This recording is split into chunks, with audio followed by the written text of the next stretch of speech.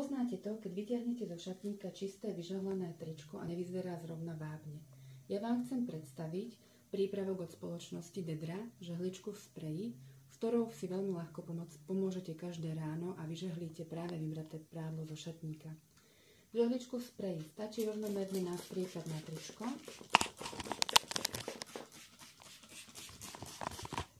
Chvíľočku necháme pôsobiť a dlaňami jemne vyhladíme.